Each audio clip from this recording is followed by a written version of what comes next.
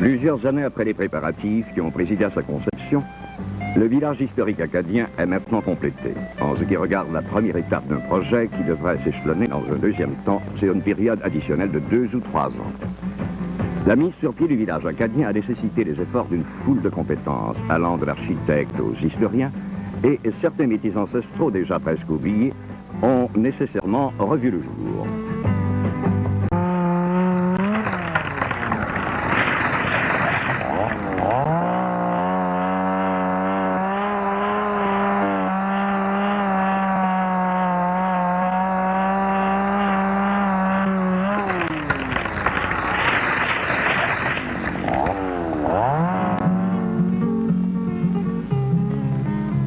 Le choix du site a été motivé à l'origine par la présence de ces levées et aboiteaux construits au début du siècle dernier dans les marais voisins de la rivière du Nord.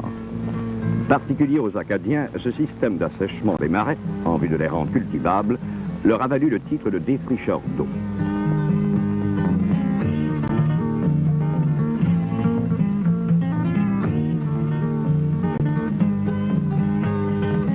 À partir d'un aboiteau retrouvé sur les lieux et admirablement conservé au cours des années, on a pu retracer les techniques et les matériaux utilisés pour leur fabrication.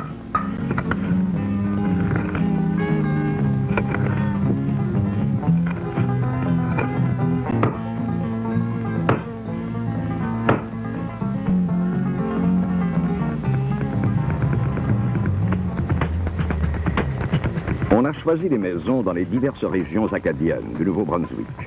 C'est souvent à grand-peine et dans des conditions difficiles qu'il a fallu les déménager.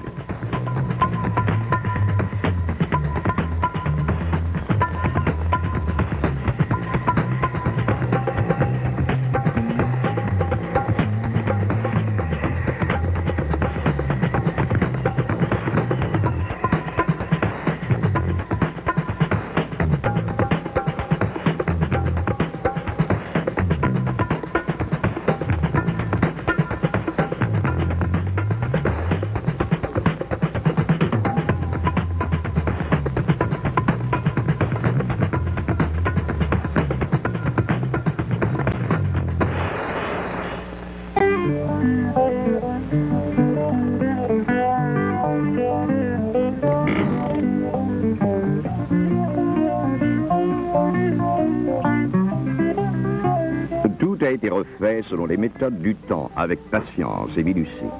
Les mêmes outils, les mêmes gestes ont été repris par des hommes qui en avaient le respect, pour réanimer ces maisons qui n'ont de prétention que celle de nous rappeler nos origines.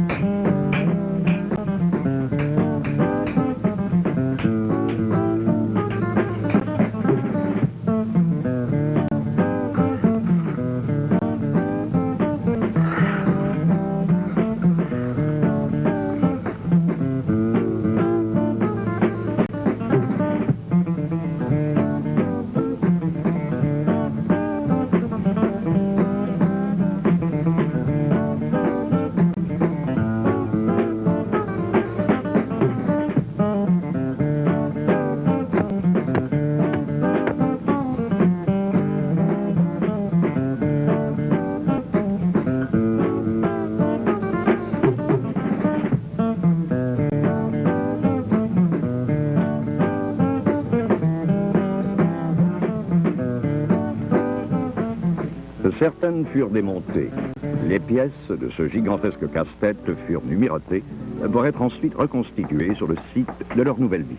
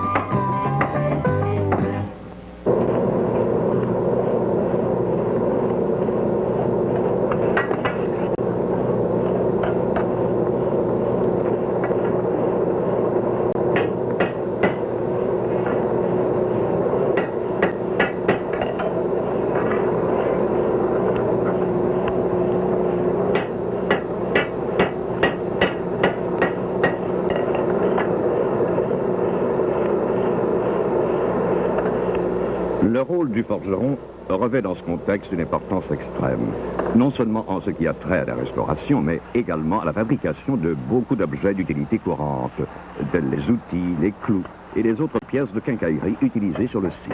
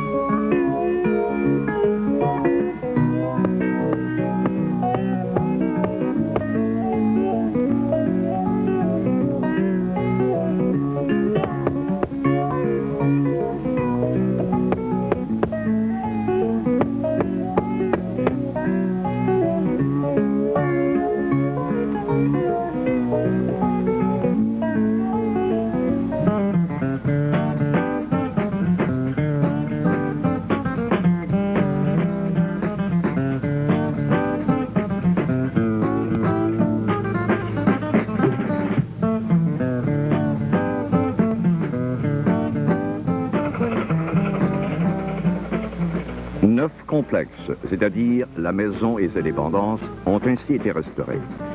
Des méthodes d'analyse scientifiquement éprouvées, des recherches parfois très longues et une patience à toute épreuve ont été requises pour la restauration des objets destinés à leur ameublement.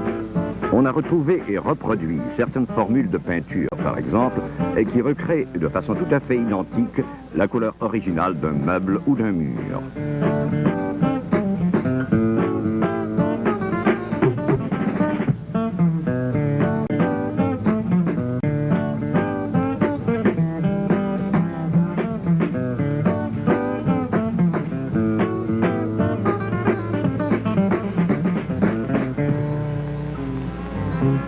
En ce qui concerne les pièces d'antiquité, chacune a exigé une attention particulière. On a dû d'abord l'identifier, la classifier, puis la restaurer, et enfin lui attribuer sa place définitive sur le site.